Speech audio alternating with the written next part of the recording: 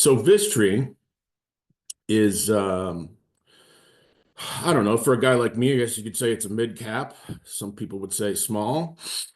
Um, pretty straightforward, trades on the London Stock Exchange, fiscal years, calendar year.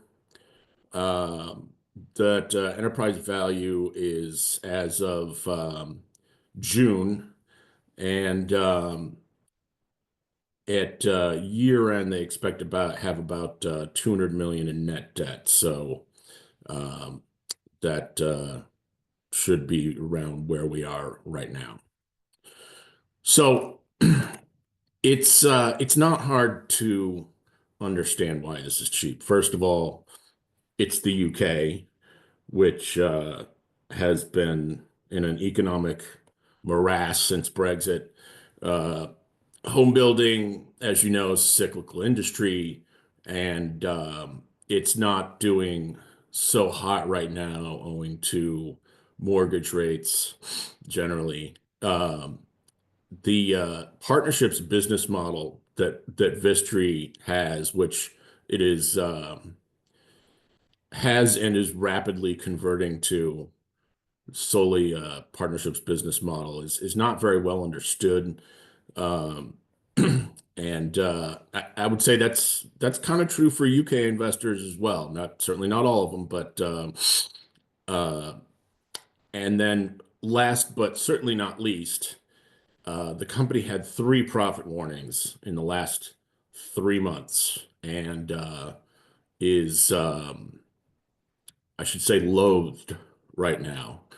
Um, so not hard to understand why that would turn some people off, especially, I guess if you're working for a hedge fund, it's coming right before year-end marks, and the last warning came on Christmas Eve, so got a few people upset.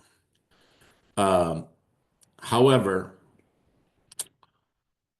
this is a management team that has otherwise uh, delivered a great track record. The CEO has been in this business since he was a teenager. He actually dropped out of school to go work in construction, I think at age 17.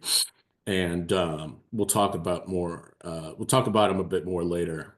Um, Furthermore, the partnerships business, which I'll explain, is much less cyclical than a traditional home builder.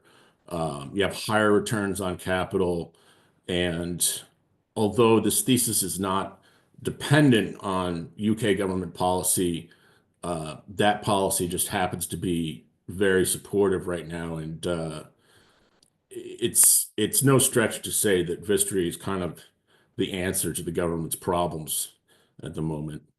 So management has an aspiration to get to 800 million of operating income, sort of maybe 27, 28 timeframe, um, which, as I'm going to discuss, I don't think it's too much of a stretch. I mean, in 23, they did 487 million of EBIT.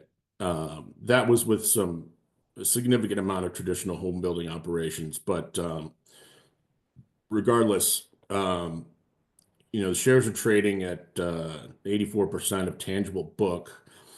And, what is tangible book? Well, it's land, it's work in progress, essentially. Um, yeah, this being a home builder, your property, plant, and equipment is rather low. You've got guys in the field, you've got a culture, a reputation. Um, Traditional home builders, not as good a business, typically trade between 1 and 2 times tangible book, sometimes a bit more, sometimes a bit less. Um, but currently they're at about 1.1 times overall. And it's it's an inferior business model. So the bottom line is this: for this price to make any sense, you would have to believe that not only has CEO Greg Fitzgerald lost his touch, and he's only 60, this isn't Joe Biden. Uh, but that their business model, mixed tenure partnerships, is just fundamentally broken. Uh, I'm arguing that neither of those are likely to be true. So we need to go through a bit of a convoluted history here, but it it all comes together. So, like I said, Fitzgerald has been in the business for a long time. He, he started out as a construction apprentice. In his 20s, he set up a home building division at his company, Midas Construction, and sold it later on to a bigger competitor, which he then joined, managed their home building division, became CEO in 2005, and he's made some bold moves that worked out. In the housing crisis, when his competitors were just struggling to stay afloat and issuing equity to avoid going bankrupt, he bought a rival called Linden Homes, and not long after that, did a rights offering to take advantage of cheap prices for land. Um, so during this time, um, Galliford, which is publicly traded, they're still around, doing quite well, I might add. They had a division that simply did construction of affordable homes. So, as I'll explain, the uh, the English housing market has a significant amount of affordable homes, most of which are these days developed by charities, but also by local governments. And so what they were doing was fairly simple. They were just doing outsourced construction. They weren't planning communities. They weren't bringing land through the approval process. Just doing the building. It's a low margin business, 4% operating margins, but it doesn't take any capital, and you, uh, you get your foot in the door with potential customers, basically. Um, he leveraged that relationship to uh, build up a mixed tenure partnerships. We'll get into that later. Business, which grew and grew, and we'll talk about that in a moment. So, stepped down as CEO in 2015, served on the board for a bit, retired, and so what I want to show here is that I think if you have a lot of history, I mean, over 10 years at least, um, I like to measure performance uh, by tangible book value per share plus cumulative dividends and see how that grew. Home builders in the UK are dividend payers. UK is typically a very kind of dividend focused market. Um, as opposed to the US where we're kind of like, keep the cash and do something good with it. So, everything of value ought to turn to cash sooner or later. And that's the idea behind this metric. And as you can see, uh, over this period, he outperformed all his peers. Um, a lot of these companies have different fiscal year ends, so these numbers are pretty darn close to what you would get with everything on the same calendar year uh, as Vistry, but it's we're very it's darn close to the reality.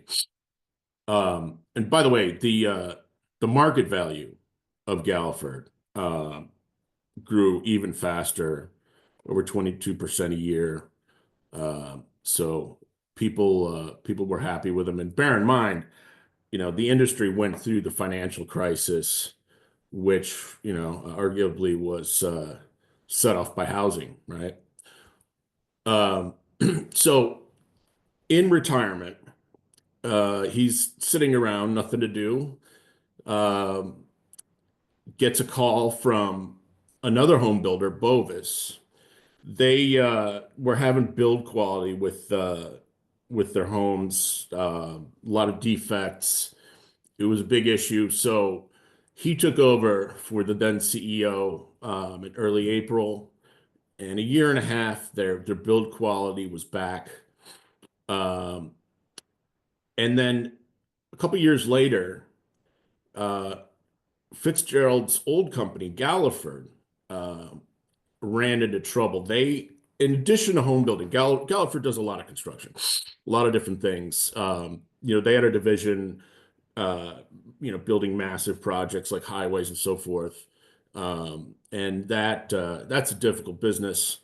Um, you do see cost overruns in that industry, and that's what happened to Galliford. So they had balance sheet issues.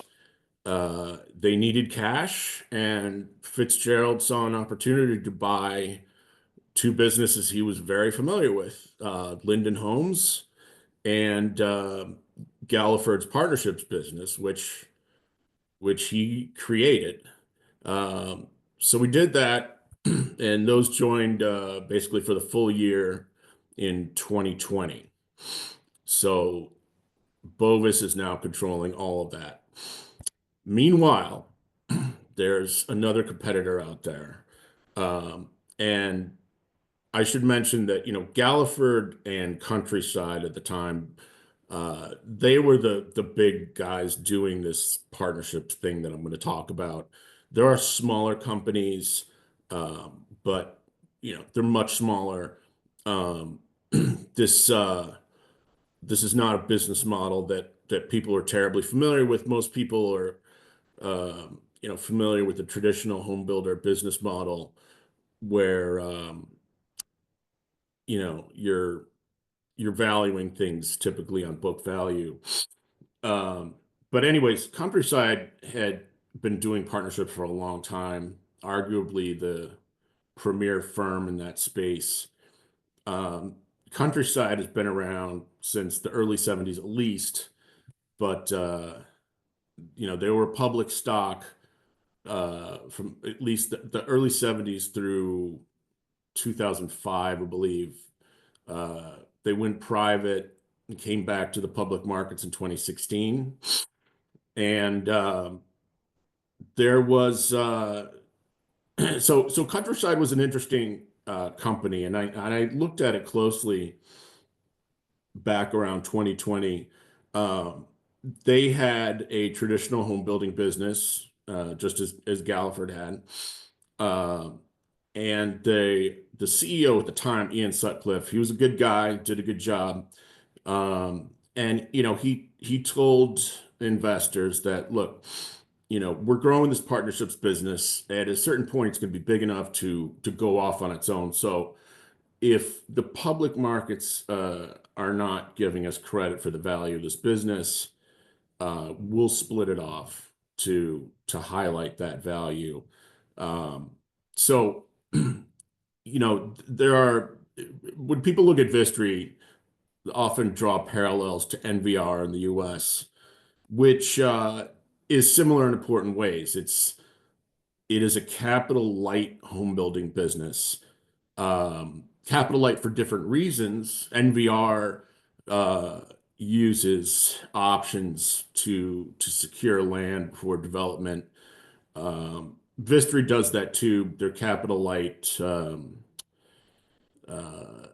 that aspect of the business comes from some other places, but basically, it's a high return on capital business that ought to trade on earnings and not book value. Um, and the market's kind of ignored that value for a while.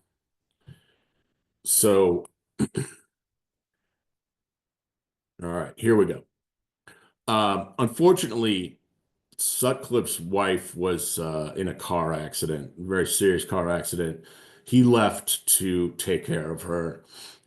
His replacement was not the right guy for the job. He was, he was a micromanager, missed some big picture issues that the company had, like the various divisions were kind of all running around like a herd of cats, and wasn't much standardization.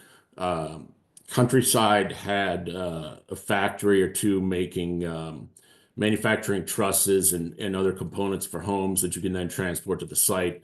Um, and so you're making that out of timber. Division heads were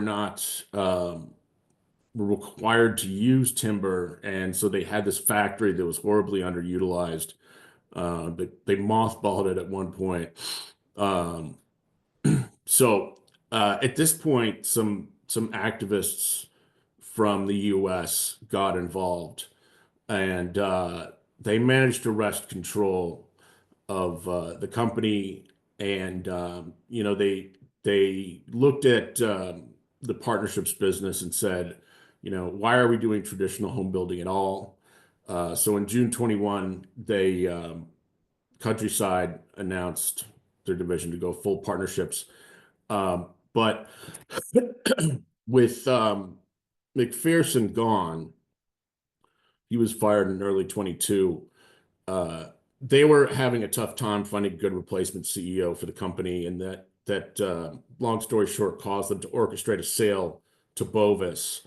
Um, because they like Fitzgerald, and the main portion of the consideration was in shares of Bovis. So they rolled the positions into Bovis, and the company changed its name to Vistry. And just like Countryside a couple years earlier, this past September, not that long ago, uh, Vistry announced they're going to go full partnership. So uh, this is the equation you see at the bottom there. That's how you get to where we are today. So before getting into the partnerships business model, I want to kind of get people excited here so that you're willing to trudge through the mechanics of the UK housing market with me. Uh, this is a much higher return business. The metric that a lot of people use in the sector is return on capital employed, which you're basically talking about land and work in progress, um, and you're not looking at goodwill or intangibles or net cash. You want to you don't want to worry too much about how the company is financed when you try to think about, what is the quality of the underlying business. Um, Pension surplus is ignored, and fire safety provisions.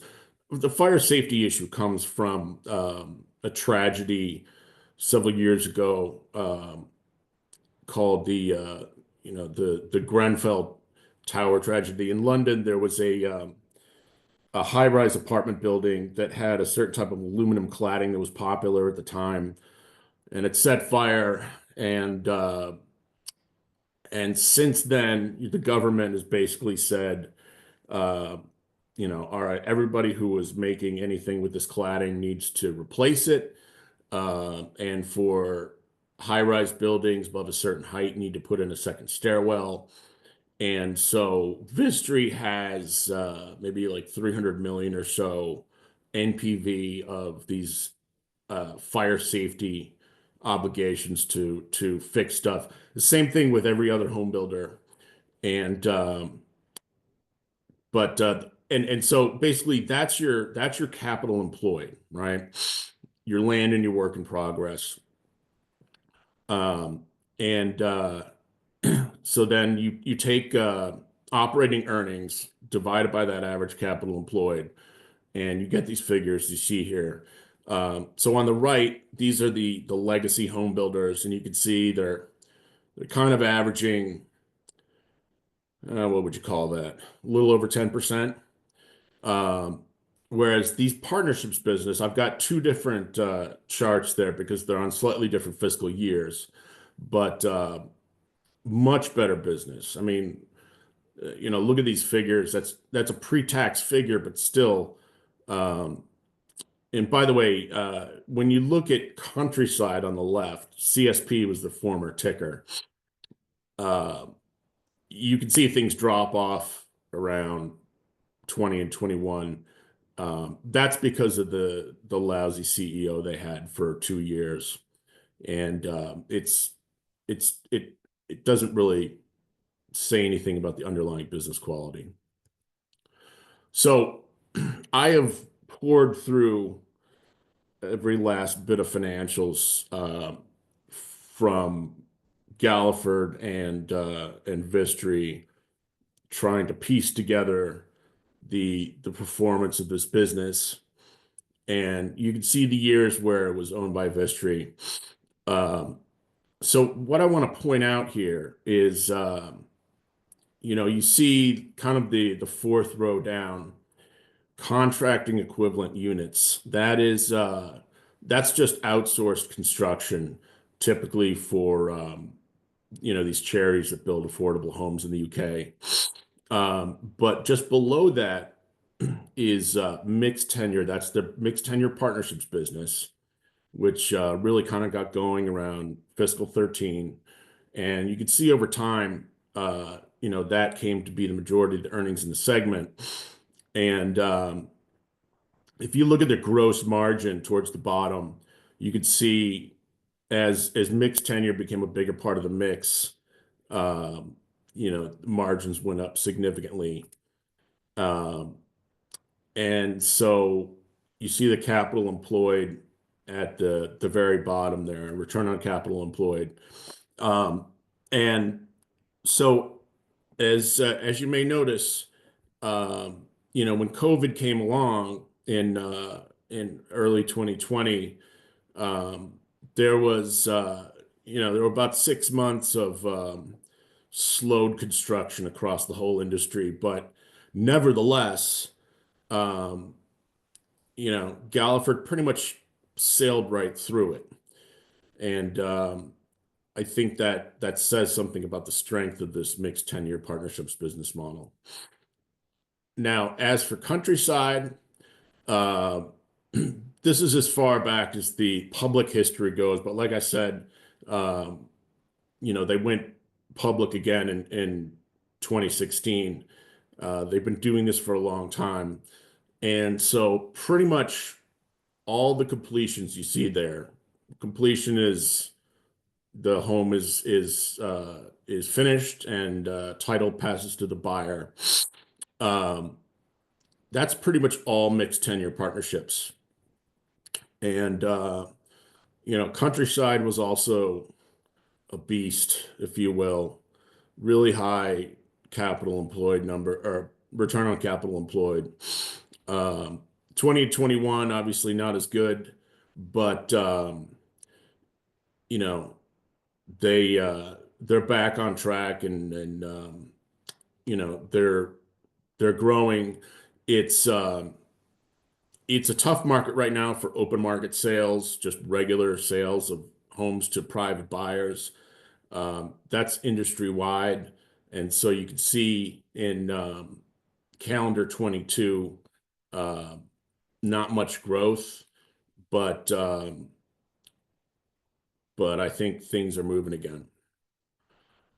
So as you can see here, um, this partnerships business model is uh, taking market share essentially. Um, these top two charts are showing completions across England. And I should mention, by the way, Vistry is focused on England, not Wales, not Scotland or Northern Ireland. Um, and those England numbers are pulling out uh, GT partnerships, just FYI, but significantly outpacing the market as a whole in terms of building homes. And for Galliford, the Galliford top chart is showing all completions, including that outsourced construction. The mixed tenure partnerships is growing faster than that. So, um, and I should note that these charts are ending, uh, about a year and a half ago. But today, we saw completions up 9% year over year in the first half, um, whereas the overall market is down about 6 or 7%. So um, they're still growing. So let's get into this partnerships business model. I hope I've piqued your interest. Um, so the UK is about 25 million dwellings, about two-thirds of that owner occupied, 20% rental, 17% affordable housing. And out of that affordable housing, you've got three types. Section 106 is, for low income folks, um, rent to get a big discount to market. Additional affordable, 80% of market rents. Shared ownership is a scheme where they help low income people to get on the housing ladder. Vistry basically focuses on the first two types. Um, Now, out of all those affordable homes, most are owned by these housing associations, which are charities again. Um, and then 15-20% by registered providers, those are local governments. And there's a segment called for-profit registered providers. We'll talk about that in a second. It's tiny, but it's growing. Um, so that's how affordable gets built in the UK. But like I said, you got about 20% of the market, one in five homes or apartments are rented. And, there's a lot of individual landlords in the UK, but the rental market is shifting towards institutional ownership. Um, that's who's building the homes right now to be rented. And we'll talk about that in a second, but that's growing pretty fast. And so, what does mixed tenure mean? Well, you're instead of having a community of just rentals or just owned single family homes, you're combining different types. You've got in some developments, some rentals, some owned housing, some affordable, and you're putting that all in the same development. So again, this is how the UK housing market works. Um, you've got the open market, and that's, works, somewhat similar to the US. But we also have the housing associations. These, again, are charities. They're not for profit. They're just, you know, trying to put a roof over someone's head. Uh, and we have regional providers. These used to be a much bigger force in the housing market decades ago, but they're still around. So England is divided into 371 uh, regional governments, kind of bigger than a U.S. county, smaller than a U.S. state. Um, and So, they are tasked with managing, all the government affairs in their district, but they are also doing affordable housing. Again, not for profit. Then you have for-profit regional providers, and this is a sort of a new thing, came along in 2008. It's tiny, but it's growing rapidly, and they they don't have the burden of maintaining decades worth of housing. What they own is very modern, and so they're a big force on the market right now. And then institutional investors are building rentals. So we're talking about pension funds, private equity. Uh, Rents in the UK are soaring, and they're these are very long-term investors um, looking to earn a spread over the risk-free rate. And so, with multifamily, with apartment buildings, uh, as opposed to just a one-off building owned by an individual, you've got shared amenities, which people like. You've got professional property management, and so that's a growing part of the market. So at the top here, you see Vistry's business model in a nutshell. Um, you're talking about, well, let me put it this way. With traditional home building, you're buying land and you're shepherding it through this convoluted planning system that the UK has. Um, and then, if you get permission to develop, you build your homes and you sell them,